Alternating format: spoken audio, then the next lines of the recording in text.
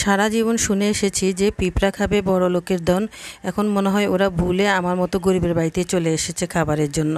আমি কিন্তু ফিরিয়ে দেইনি, আমি কিছুটা খাবার দিয়ে দিয়েছি। এখন ওরা খাচ্ছে আর আমি এদিকে আমার কাজগুলো সারছি। আসসালামু আলাইকুম, কেমন আছেন সবাই? আশা করি ভালো আছেন। আলহামদুলিল্লাহ, আমিও ভালো আছি।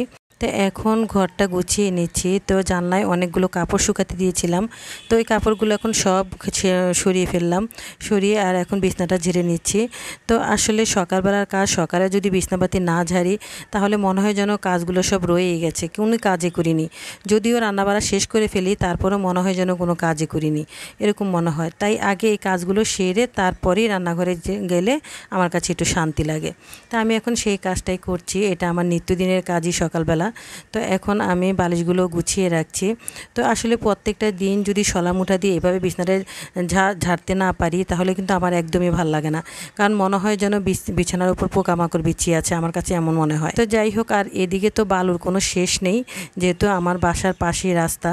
আর আমার একজন ছোট ছেলে আছে আল্লাহর রহমতে, উনি ওনার বই থাকে এক দেশে, ওনার ব্যাগ থাকে আরেক দেশে, ওনার লাইট, ওনার গেঞ্জি, ওনার প্যান্ট কোনো কিছুই ওনার গোছানো থাকে না। আর ওনার সব জিনিসই বেশিরভাগ সময় এই ছোপাটার উপরেই থাকবে।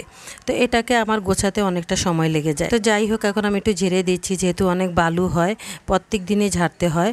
তো ঝেড়ে সুন্দর করে পরিষ্কার করে দিলাম।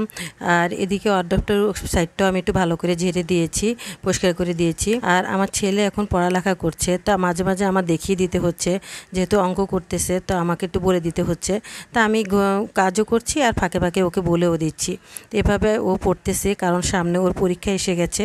তাই পরীক্ষার জন্য এখন ও অনেকটাই ব্যস্ত লেখাপড়া নিয়ে, আর আমাকেও ওর অনেকটাই সময় দিতে হয়। আমি ওকে বুঝিয়ে দিয়ে তারপর চলে আসলাম রান্নাঘরে।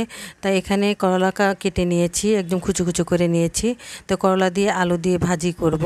আর আর আজকে তরকারি তেমন একটা রান্না করব না, কারণ আজকে তরকারি আছে, তো ফ্রিজে আছে। তো আমি সেটাই আজকে নামিয়ে একটু গরম করে নেব আর করলাটা ভাজি করব। আজকে আমার তেমন একটা কাজ নেই।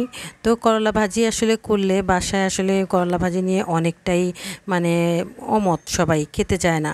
তো করলা ভাজিটা যদি এরকম পোড়া পোড়া করে করি তাহলে কিন্তু খেতে সবাই পছন্দ করে। তো আজকে আমি করলা ভাজিটা একদম পোড়া পোড়া করে করেছি, খুবই মজা হয়েছে। আর এদিকে আমার ফ্রিজে যে তরকারিটা ছিল সেটা আমি নামিয়ে নিলাম। এখানে ডাল দিয়ে গরুর মাংস দিয়ে রান্না ছিল, তো সেগুলো আমি এখন নামিয়ে নিয়েছি। তো আজকে আমাদের এগুলো দিয়ে চলবে। আর এদিকে দেখেন, ওনাদের এখনও খাবার হয়নি, ওনারা এখনও খাচ্ছে। তো কত খাবে আর আল্লাহই জানে, অনেকজন চলে এসেছে। তো যাই হোক, আমার মতো কেউ আপনারা এরকম করেন, পিঁপড়াকে দাওয়াত দেন? আমি দেই, বুঝছেন।